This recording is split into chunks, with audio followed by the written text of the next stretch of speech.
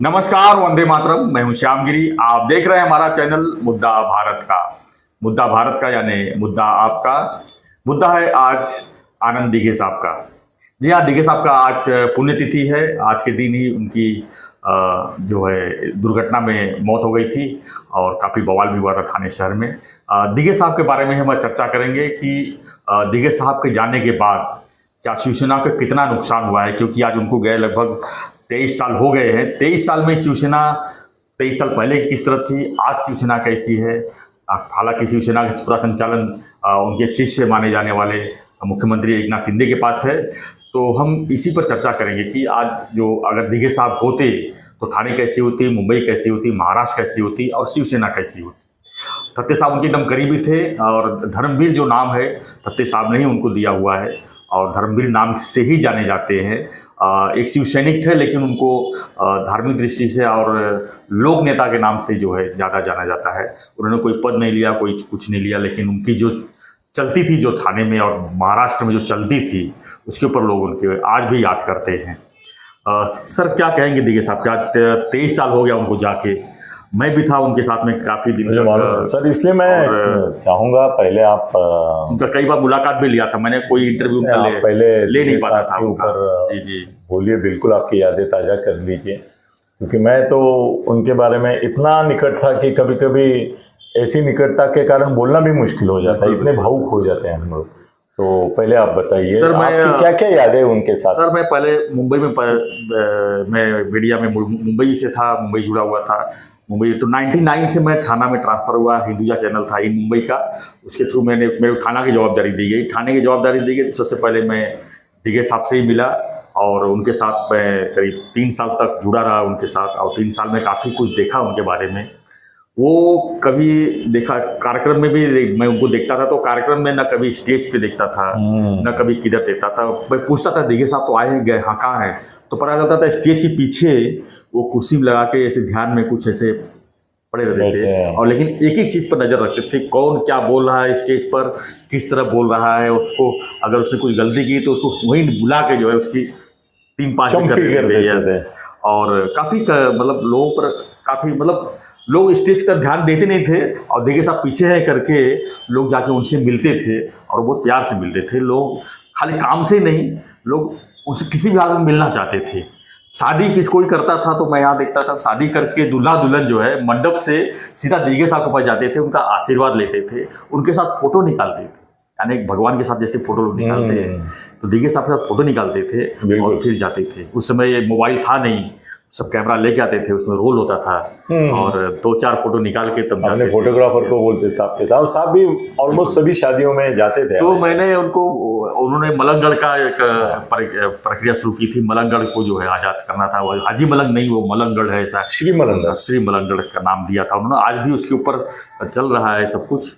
शिंदे साहब भी पूरा जाते हैं हर साल वहाँ पर और मांग करते हैं कि उसको तो करीबन अभी मेरे ख्याल से उसके ऊपर पहला आर्टिकल जो महाराष्ट्र में आया वो मेरा ही था जी। और मेरे ख्याल से 1970 के आसपास मैंने वो आर्टिकल लिखा था। तो वो मलंगगढ़ की यात्रा के पहले मैंने आनंद दिघे की मुलाकात और ये छापा था। तो उसका असर हुआ कि जहाँ पे हर साल 5 या 10 लाख लोग आते हैं, मैंने इतना माहौल बना दिया। उस समय सोबत करके एक साप्ताहिक था, उसमें से दिघे साहब का भी वहाँ क्या होगा इसका भी एक सस्पेंस बहुत बड़ा क्रिएट करा। और इस साल अभी कुछ तो होने वाला है मलंगगढ़ के बारे में कि 1 लाख की यात्रा हुई जी। मतलब लोग इतने डर गए, मगर तब से वो मलंगगढ़ का इशू जो है वो श्री मलंगगढ़ का इशू करके बहुत हाईलाइट आज भी चल रहा है। हाँ, आज भी चल रहा है। और बड़ी बात यह है सर, शिवसेना की सरकार 95 में भी थी, 98 तक थे, 99 तक थी, अभी भी 90 तुम्हारे 2014 से 19 तक थी शिवसेना और इसकी महायुति थी। अभी भी तो है शिवसेना और अभी भी पिछले 2 साल से।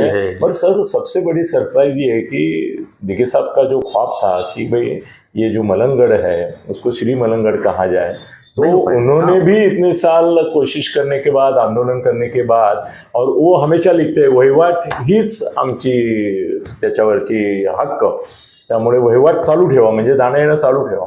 मगर सर इतनी सरकारें इनकी आई गई अभी तक श्री मलंगड़ का कुछ हो न पाया। श्री मलंगड़ अभी तक करते हैं और वो, दूसरा है कि दुर्गाड़ी कल्याण में दुर्गाड़ी किला, उसका भी हाँ। कुछ नहीं हो पाया। जी। तो सर ये हिंदुत्व का झंडा लेके लड़ने वाले हमारे शिवसेना के जो नेता हैं, पहले भी जो थे और आज भी जो है, आज तो मुख्यमंत्री है ना सर महाराष्ट्र हाँ के। ना उनकी तो वो शिष्य ही है, मलंगड़ उनको करना और श्री मलंगड़ और दुर्गाड़ी किले का इशू अभी तक समाप्त होने तो 50 साल की बात थी। जी 50 साल हो गए, बिल्कुल। मगर वो होता नहीं है। तो कभी कभी ऐसा लगता है कि दिगेश साहब वो निष्ठा से करते रहे, मगर क्या ऊपर वालों को ये करना ही नहीं था?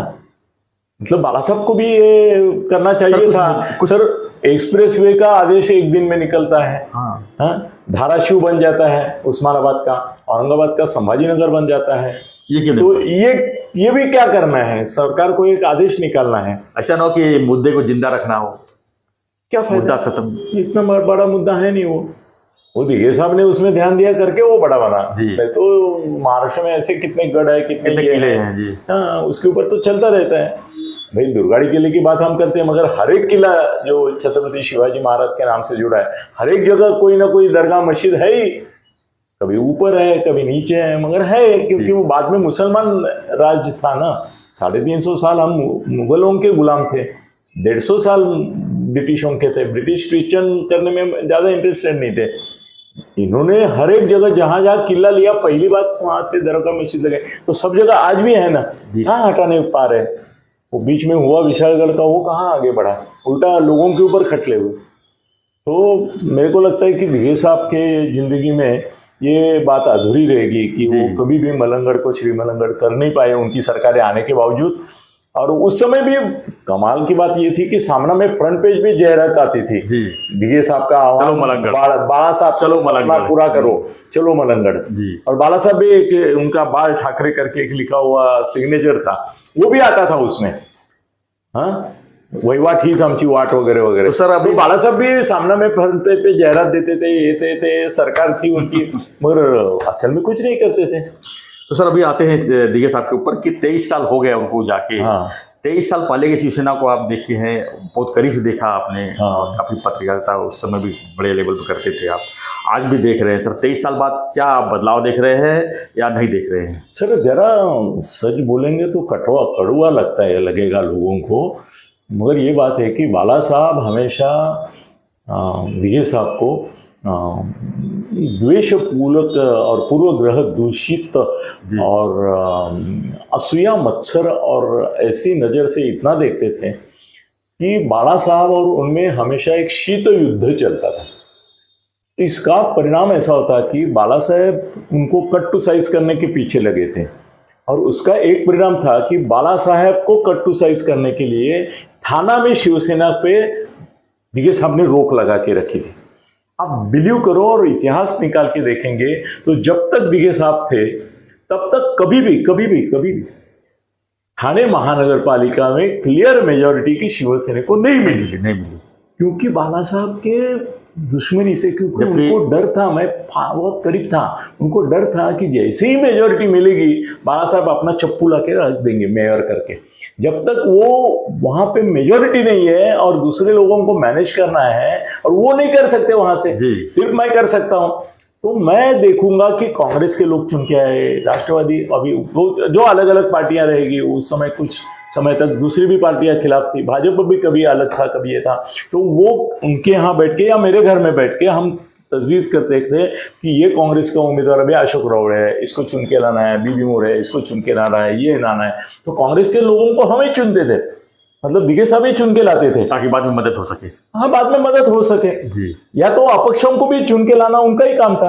अपक्ष क्यों आते थे इतने समय में? क्योंकि शिवसेना को क्लियर मेजोरिटी मिली तो बाला साहब की चलेगी, और बाला साहब की चलनी नहीं देनी थी उनको। सर वो भी एक बाला साहब थे ना, थाना के बाला साहब थे, बाला साहब थे, तो कभी उन्होंने शिवसेना को ये नहीं दिया। सर आप ये भी देखेंगे कि शिवसेना का जो सुवर्ण काल है, जिसमें शिवसेना जहां देखो वहां शिवसेना, जहां देखो महापालिका शिवसेना, जिला परिषद शिवसेना, यहाँ शिवसेना, वहां शिवसेना, ये सब जो काल है वो दिगेश साहब के जाने के बाद का काल है। शिवसेना का सुवर्ण काल एकनाथ शिंदे के साथ शुरू होता है, दिघे साहब के साथ नहीं होता है। पूर्ण बहुमत सरकार बनाया उन्होंने, सत्ता लाई, मतलब यहाँ पर महाराष्ट्र की सरकार छोड़ो, थाना की बात करो। महानगर पालिका में जब से एकनाथ शिंदे आए, उन्होंने कभी ये नहीं सोचा कि बाला साहब ऊपर से दबाव लाके कोई बिठा देंगे इधर, क्योंकि उनको बाद में बाला साहब को रियलाइज हो गया कि एकनाथ शिंदे भी दूसरा आनंद की ही है जी। तो वो भी उसको समझ के थोड़ा सा ज्यादा डिस्टर्ब नहीं करते थे जितना दिघे साहब को किया उन्होंने, क्योंकि हमेशा लगता था कि ये बाला साहब की जगह ले लेगा दिघे साहब। शिंदे साहब के बारे में ऐसा नहीं था, जबकि बाला साहब ठाकरे को नहीं जगह ली और उद्धव की तो जगह ले ली उन्होंने। मतलब बाला साहब गलत साबित हुए, उद्धव गलत साबित हुए, उन्होंने तो उनको हटा दिया। मगर उन्होंने हमेशा सोचा कि शिवसेना की जय होगी तो मेरी जय होगी। ये अलग, दोनों का एटीट्यूड ही अलग था। दिघे साहब हमेशा ये सोचते रहे कि बाला साहब के यहाँ नहीं चलनी चाहिए करके, कभी भी मेजॉरिटी नहीं मिलनी चाहिए। उनके अपने लोग थे, उनको ही करते थे वो। भाई एक वो मोदा जोशी था, बेचारा रिटायर्ड आदमी जैसा बिहेव करता था, कभी मुंह से शब्द नहीं निकालना पाता था। हाँ, हमेशा ऐसा चुप बैठा था। उसको 3 बार मुख्य ये किया आमदार इन्होंने। मैं हर बार बोलता था, अरे जरा तरी बरा माणूस बघूया आपण, हे काय हे बुजगावणं आहे, तो बोलत नाही, करत नाही, लोकांना भेटत नाही, पानचं गळत बसतो। सर इसको बॉडीगार्ड दिया ना तो ये स्कूटर चलाता, बॉडीगार्ड पीछे बैठता था, मोदा जोशी ऐसा एकदम आम आदमी था। वो बोला, आनंद बोला कि जो अपने से पनौती कर सकता है, जो अपने से लड़ सकता है, जो अपने को शह दे सकता है, ऐसा आदमी आपको नहीं चाहिए। वो बोला, आनंद तेरे को महापुरुष तुमने बोला करके मैंने किया। मुझे भी गाली दी, गाली मतलब दूषण दिया। वो बोला तुमने बोला कि आनंद तेरे को करना है, मैं तो उसको टिकट नहीं दे रहा था, तुमने उसको टिकट दिलवाया और 3 बार मेरे सर के ऊपर बैठते। वो बोला, हर बार बोलता है 50 लाख रुपए मैं खर्चा करता हूँ, 1 कोटी खर्चा करता हूँ, मैं परचेस करता हूँ करके 3 बार वो चुन के आया, मतलब आया और बाद में मेरे ही खिलाफ चलने लगा। उसका ये क्या था, बालकृष्ण पुणेकर तो मैंने ही दिघे साहब को बोला कि ये भारी पड़ने वाला है, आनंदी के बनने की सोच रहा है, इसको निकालो। उसको निकाल दिया उन्होंने, वो कांग्रेस में। मेरे कहने से बहुत सारे लोग गए शिवसेना से, उसमें बालकृष्ण पुणेकर तो मैं बोला ये आपको भारी पड़ेगा, जैसे मैं बोला वो बोले 2 दिन रुको, उसको निकाल दिया। मगर दिघे साहब को असुरक्षित थे हमेशा बाला साहब की वजह से। सर गणेश ने कभी हाल वही हुआ ना जी, वो जिसने उसको महापौर बनाया, वो सुषमा दंडे हो या उसका खुद का भाई हो जी, महापौर बनाया, जो महापौर बने संजय नाइक छोड़ के, वो सब उसके खिलाफ गए गणेश नाइक के। वो क्यों गए, बाला साहब बोलते थे उनको।